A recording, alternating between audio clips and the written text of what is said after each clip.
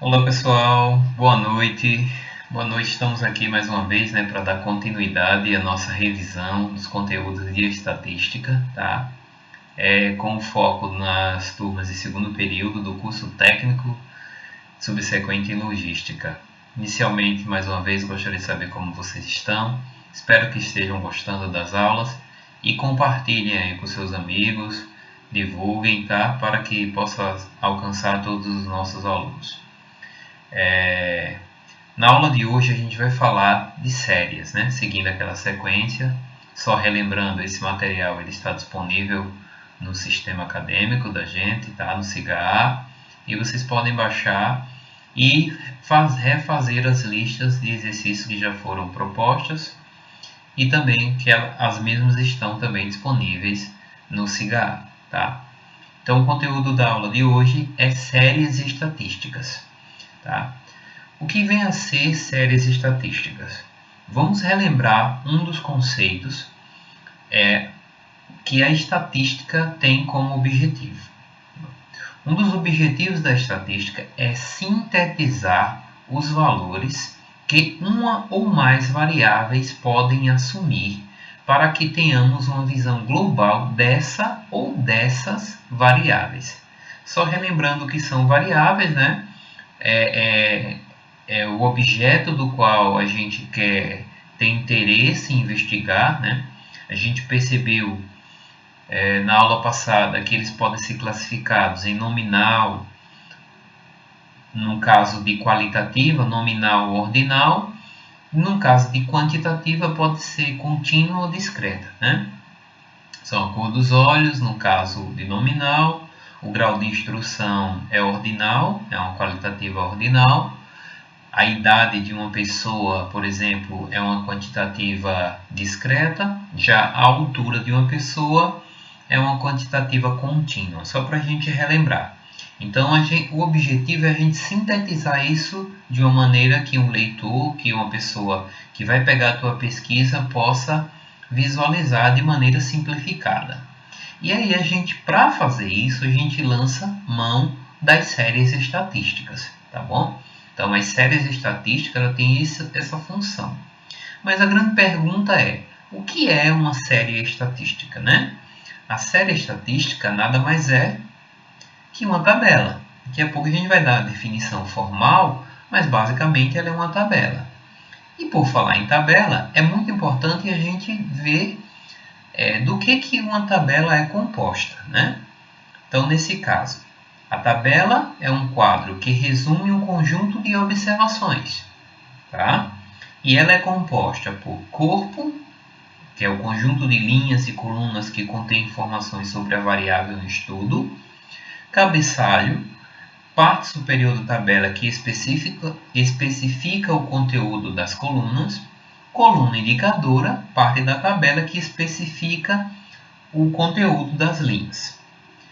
E aí a gente tem aqui um modelinho para vocês de uma tabela, Além disso, ela tem as linhas, que é as retas imaginárias que facilitam a leitura no sentido horizontal de dados que se inscrevem nos seus cruzamentos com as colunas.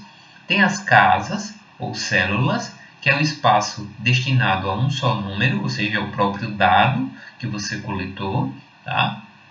E o título, que é a partir desse título que a gente vai classificar as nossas séries. É importante que nesse título tenha um conjunto de informações das mais completas possíveis, respondendo às seguintes perguntas. Então, no título tem que responder as perguntas. Do que se trata a tabela? Quando foi feita essa pesquisa e onde foi feita essa pesquisa, tá bom? Essa informação ela fica localizada no topo da tabela, é o título da tabela. Então não esqueçam, fazendo a sua pesquisa, seja TCC, ou seja para uma informação que você vai apresentar para uma pessoa, para um grupo de trabalho, você tem que colocar o título e o título da sua tabela tem que ter essas informações. Do que se trata, quando e onde, tá?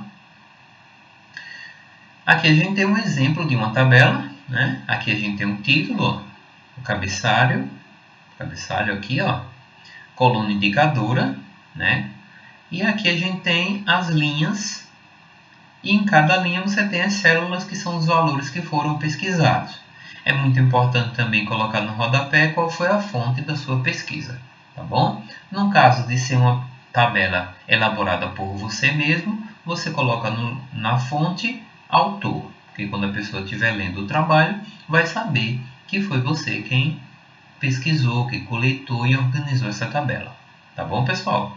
Então, isso daqui é muito importante, o título. Por quê? Veja aí, eu vou perguntar, do que se trata essa tabela? Você já sabe que é a média de estudos das pessoas de 10 anos ou mais de idade. Quando foi feita essa pesquisa? Período de 2003 a 2007. E onde? No Brasil.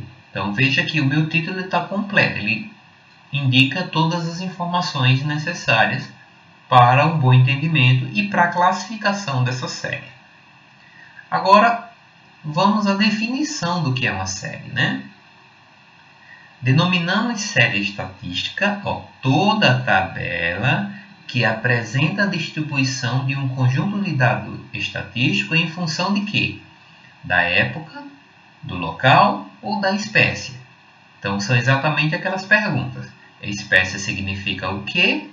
O local significa onde e a época significa quando, tá bom? Por isso que as informações têm que estar completas no título. E aí, dependendo dessa situação, a gente classifica as séries estatísticas como histórica, se ela estiver falando de uma época, geográfica, se for de um local, a variação, e específica, se for de alguma coisa específica de determinada área, tá bom? Então a gente diz que ela é específica. Tudo bem? Então essas são as classificações. Mas para que não fique só nessa teoria, vamos ver alguns modelos e alguns exemplos. A série histórica pode aparecer também em alguns títulos se encontrar como série cronológica, temporais ou marchas, tá bom? Essas são as possibilidades em determinados livros você pode encontrar essa classificação. Mas quer dizer a mesma coisa, são série histórica. O que ela descreve? Descreve os valores da variável em determinado local, discriminado segundo um intervalo de tempo da variável. Veja o exemplo. Aqui a gente tem o título e aqui a gente tem o corpo da tabela, certo? Se eu perguntar para você do que se trata, você vai me dizer o quê? O preço médio do frango. E onde? São Paulo. Se eu perguntar para você quando, veja que temos um período. Então ela está contando uma história do preço médio do frango em São Paulo. Então por isso que ela é uma série histórica. Se você observar no corpo da tabela, você vai ver que de uma linha para outra, o dado que está mudando é a respeito do tempo, ou seja, do ano em que aquele valor ocorreu. Então, por exemplo, aqui em 2003 eu tinha um preço médio de 2,56, 2004 esse preço médio já mudou. Então, estou fazendo um histórico desse preço médio. Por isso que o nome dessa tabela, dessa série, é uma série histórica. Tudo bem? Agora vamos para a próxima, que é a série geográfica. O que ela descreve? Descreve os valores da variável em determinado instante, discriminado segundo uma região. Então veja que na anterior a gente está variando qual o tempo, ou seja, qual o momento daquele preço. Agora a gente vai variar a localização. Veja o exemplo. No caso aqui, se eu perguntar para você do que se trata, você vai me dizer a duração média do ensino superior. Se eu perguntar quando, 1994. Agora, se eu perguntar onde, veja que de cada linha há uma variação. Então, em cada linha você tem um número de anos correspondente. Então, Itália, 7,5. Alemanha, 7. Então, aqui de uma linha para outra, o que está variando é a localização.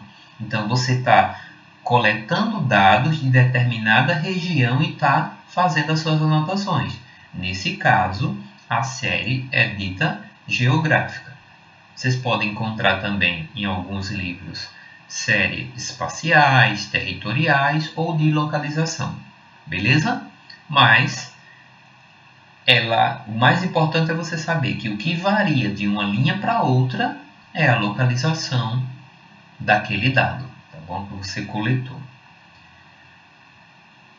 A próxima, a gente tem a série específica ou categóricas, né?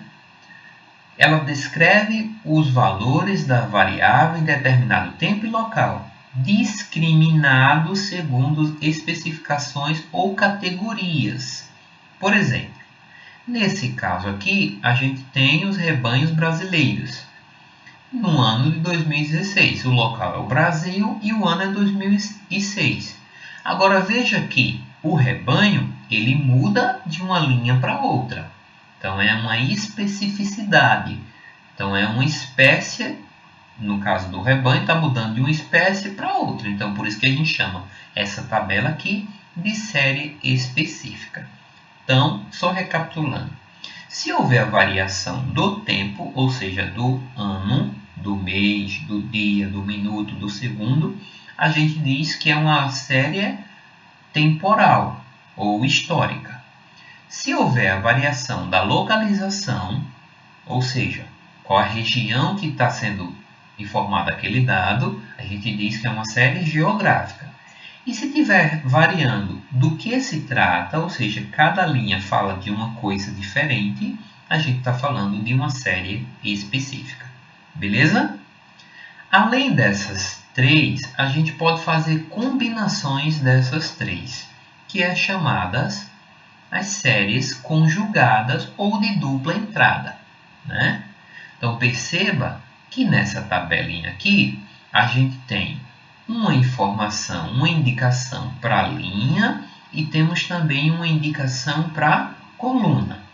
Na indicação de linha há uma variação do local, região norte, nordeste, sudeste, sul e centro-oeste. Já no caso das colunas, há uma variação do momento, do tempo. Então, aqui já é histórica. Então, nesse caso, ela é dupla entrada. Então, a gente classifica essa tabela como sendo uma série conjugada, geográfica e histórica. Tá bom? Então, veja que o dado que está sendo informado ele corresponde a um local diferente em cada linha e a um momento diferente em cada coluna, tá bom? Então essa é uma série conjugada, geográfica e histórica, beleza? Espero que vocês estejam entendendo. Qualquer coisa é só voltar um pouquinho para rever os conceitos, tá bom? Agora vamos para o próximo tópico. Distribuição de frequência.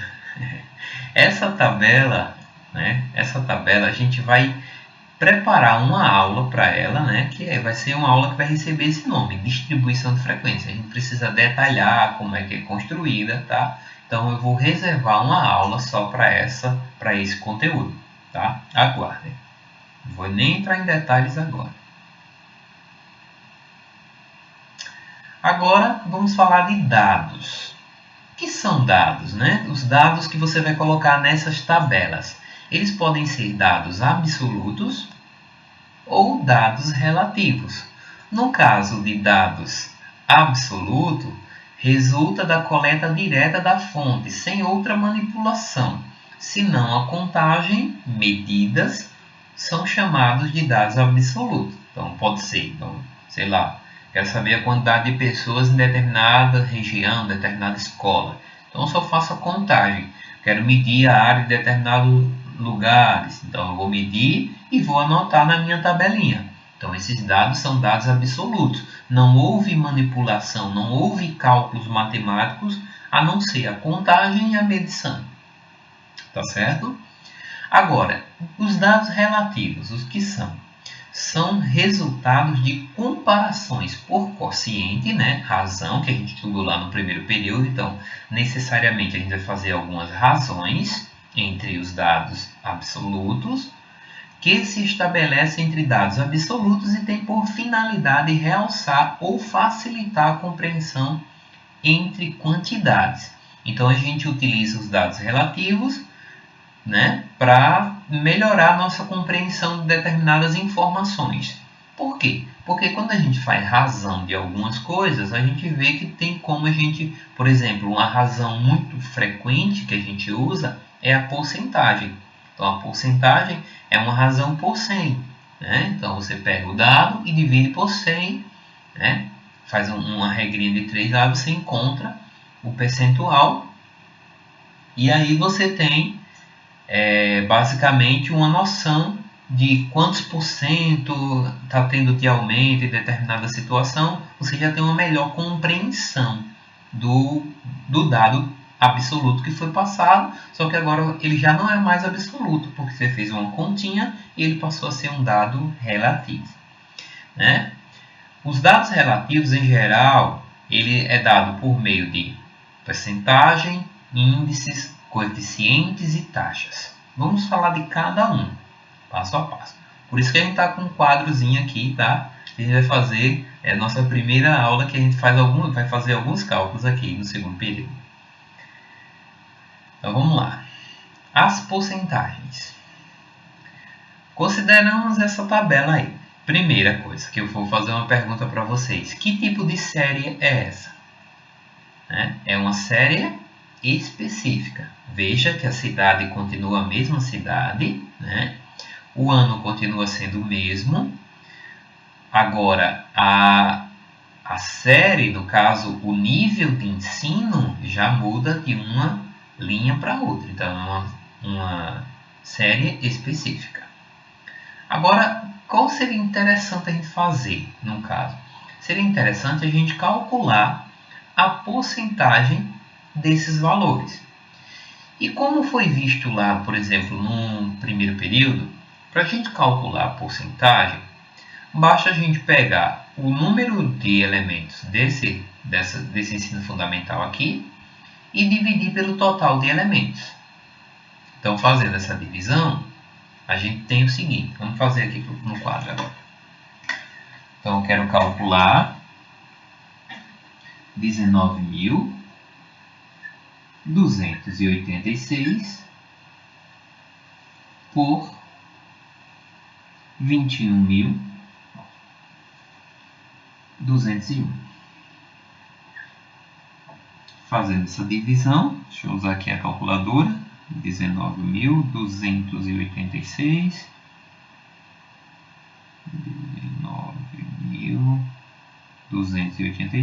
dividido por 21.201.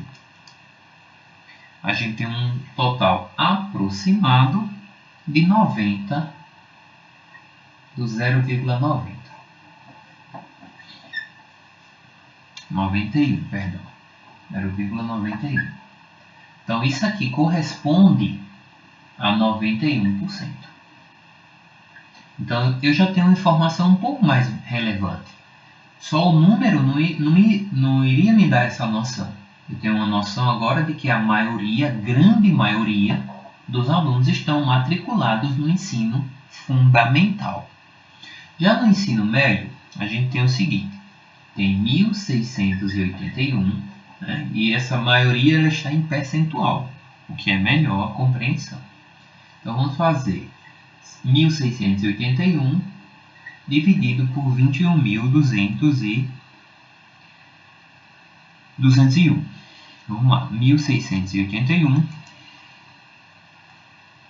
dividido por esse valor dá aproximadamente 0,079, que no caso é 7,9%. Então, aproximadamente 8%, né, da população que está nessa cidade, ela está matriculada no ensino médio. Já no ensino superior, a gente pega 234 e divide pelos mesmos 21.201. Então, toda vez que você quiser saber a porcentagem, basta pegar o valor e dividir pelo total de elementos. E aí, nesse caso, você vai encontrar 234 dividido, vai encontrar aproximadamente 0,011, ou seja, 1,1%. Né? Se você somar os valores, você vai ver que o resultado vai dar os 100%. Bom? Então, nesse caso aqui, a gente já tem o percentual. Então, esses dados que a gente tinha antes são dados absolutos e agora eu encontrei alguns dados relativos. Tá ok? Agora, para não ficar só nas minhas palavras, está aí os dados, né? Já anotadozinho, bonitinho. Lembrando que o material já está disponível, vocês podem baixar no SIGA, tá bom? Agora, vamos fazer mais um exemplo. Nesse caso, a gente não vai para o quadro porque eu já mostrei como é que faz a porcentagem. Veja que os dados absolutos dessas duas cidades, cidade A e cidade B, eles não tem como você fazer comparação com eles, né? Porque, cara, são simplesmente valores, você não tem como comparar. A cidade A é a mesma situação que a gente tinha na tabela anterior. Já na cidade B você tem os valores, só que você não tem como fazer uma relação entre as duas cidades. Porém, quando você calcula a porcentagem dessa cidade B, você vai ver que o resultado é muito próximo da cidade B, em ambos os níveis de ensino. Ó, calculando aqui, a gente tem na cidade A, como vimos no exemplo anterior, esses dados. Calculando na cidade B, a gente tem praticamente os mesmos percentuais. Então, o que eu posso dizer em relação a essas duas cidades? Que elas possuem a distribuição proporcional da sua população igual em relação aos níveis de ensino. Tá bom? Então, veja que os dados absolutos eles não trazem essa informação, tá? Essa conclusão, mas os dados absolutos, os dados relativos já fazem isso. Tá bom, pessoal? Então, vamos para o próximo exemplo. Vamos falar de índices. O que são os índices? Os índices são razões. Deixa eu até colocar esse quadro um pouquinho para cá. Os índices são razões entre duas grandezas, tais que uma não inclui a outra. Então, eu vou pegar duas grandezas, tá? Então, tudo que tiver grandezas distintas e você fizer razão entre elas, por exemplo, a área de uma região e a quantidade de pessoas.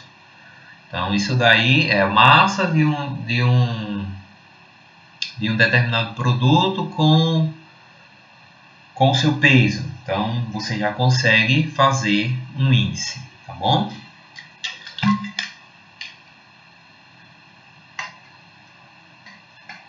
Aí a gente trouxe alguns exemplos aqui para vocês de índices. Desculpa. Então, os índices que a gente tem são os seguintes. Índice cefálico, né? O índice cefálico é o diâmetro transversal do crânio com o diâmetro longitudinal, multiplicado por 100. Quociente intelectual, né? O QI. Então, é a idade mental dividido pela idade cronológica. Densidade demográfica é a população pela superfície. Índices econômicos, o valor total da produção pela população, é chamado de produção per capita.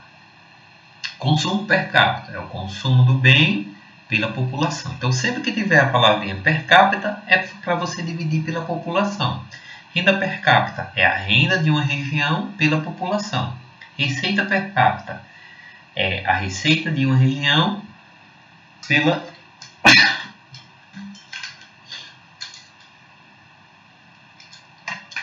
população, tá bom? Então, nesse caso, a gente tem alguns índices como exemplo. Aí vocês veem esses índices muito nos telejornais.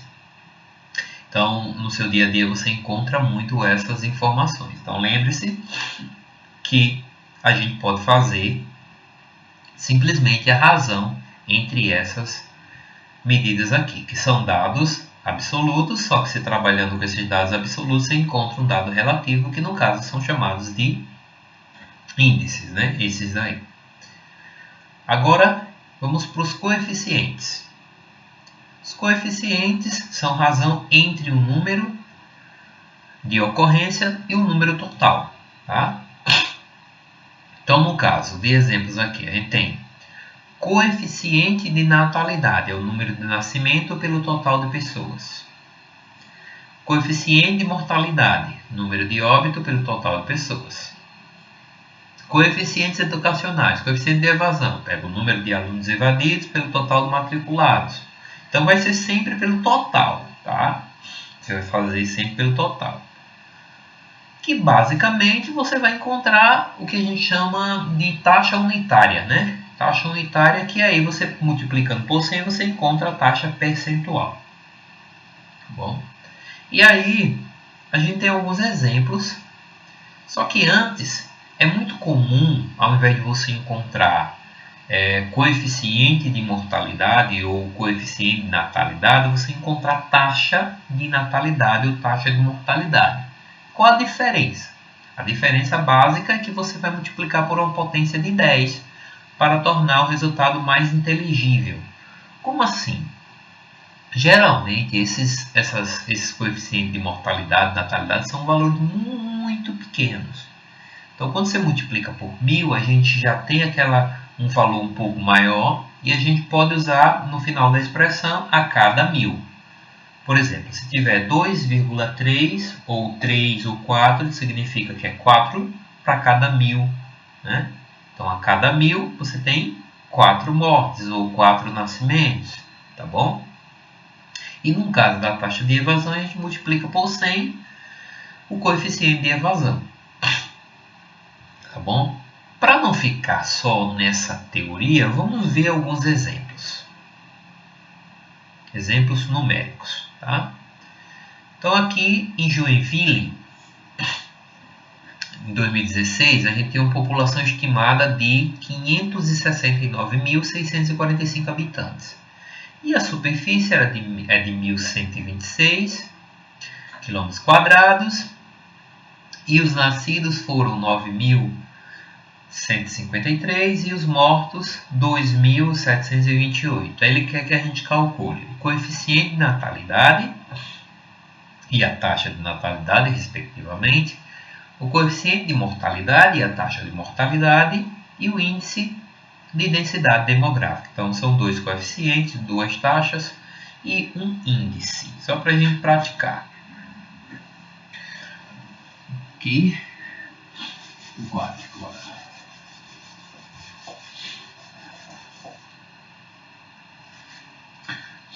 Esse quadro é um pouquinho ruim de apagar, mas a gente dá um jeitinho, né?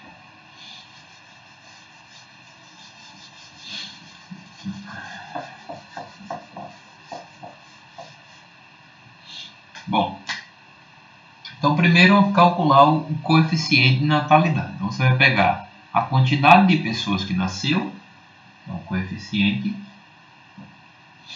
Você pegar a quantidade de natalidade, deixa eu botar coeficiente N. E você pega a quantidade de pessoas que nasceram, no caso foram 9.153, e divide pelo total de habitantes daquela região, que é 569.645. Então, no caso, a gente tem 9.153 dividido por 569. Aí vai a dica, tá, gente? Quando tiver assim, vocês não colocam o ponto não na calculadora, para não cometer o erro, viu? Muita gente que quando vê o ponto gosta de colocar, não pode não. 569.645. 569.645, ok. E aí a gente tem um resultado de 0,016, né? Para aproximadamente. Tá? E aí, nesse caso, esse é o coeficiente de natalidade. Veja que é um valor bem pequeno. Aí, quando a gente calcula a taxa de natalidade, a gente pega esse resultado e multiplica por 1000. Então, vai ser o 0,016 vezes 1000. E aí a gente tem, no caso, desloca a vírgula 3 vezes, como a gente ensinou no primeiro período. A gente tem 16 nascimentos para cada 1000 habitantes. Então, 16 nascimentos naquele ano para cada 1000 habitantes. Então, torna-se mais... traz uma interpretação melhor para uma determinada situação, tá bom? Inclusive, essa multiplicação por 1000 ela pode ser um valor até maior, uma potência de 10.000, por exemplo, depender do valor do coeficiente. Se ele for muito pequeno, ele tem que trazer sentido, tá bom? Então, mas geralmente 1000 é o suficiente. O coeficiente de mortalidade, a gente tem que foram 2.728 óbitos, e a gente divide pelo total, que é 500.645. Então, vou pegar esse resultado e vou dividir 2.728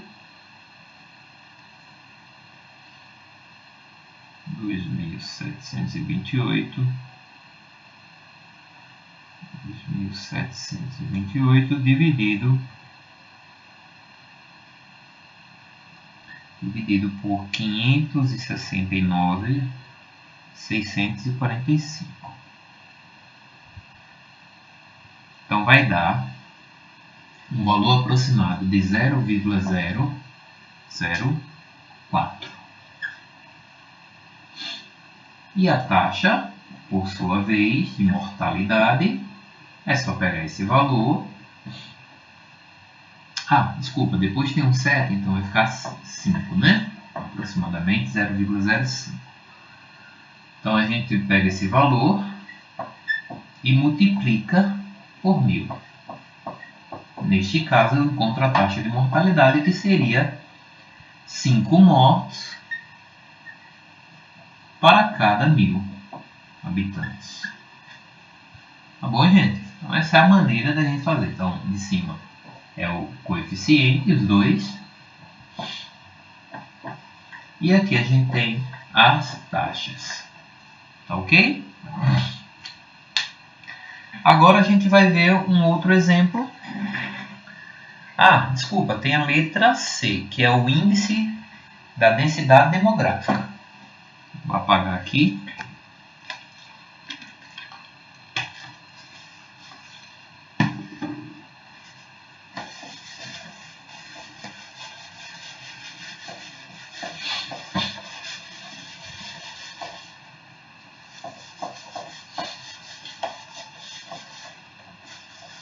Espero que vocês estejam gostando e refaçam as questões, tá? Procurem mais questões também, manter a mente ocupada é muito importante, tá bom? E aí, no caso, a letra C, ele pede o índice da densidade. Que no caso, a densidade, você vai pegar a quantidade de habitantes, a densidade demográfica, você vai pegar a quantidade de habitantes e dividir pela superfície. No caso, eu tenho 569.645 dividido por 1.126 quilômetros quadrados. Então, a gente vai pegar esse valor. Deixa eu apagar aqui. Ok. E vamos dividir por 1.126. Resultado dá 506, aproximadamente 506 habitantes por quilômetro quadrado. Tá? Então, essa é a densidade demográfica de Joinville em 2016. Então, é só calcular, fazer a divisão. No caso do segundo exemplo, a gente vai falar sobre a taxa de evasão, né? Vamos calcular a taxa de evasão. Então, nesse caso aqui, o estado A apresentou 733 mil matrículas na primeira série, no início do ano, 94, e 683.816 no fim do ano. Então, a gente já tem aqui uma evasão. Então, primeiro eu vou descobrir a evasão do estado A. Então, no caso do estado A,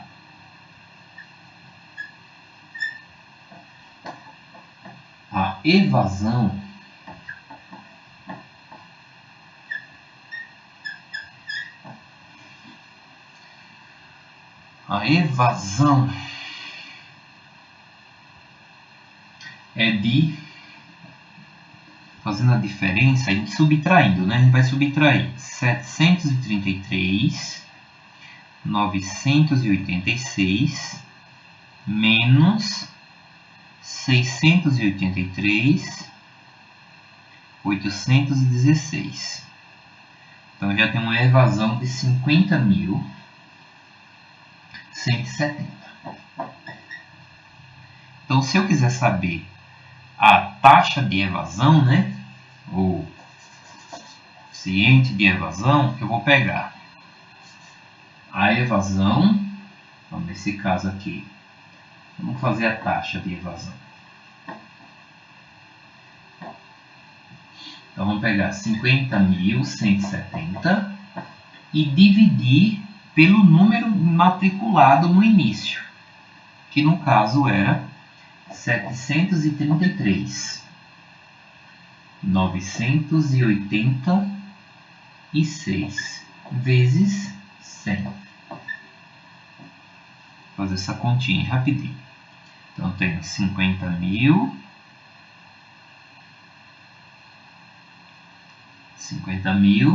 dividido por 733.986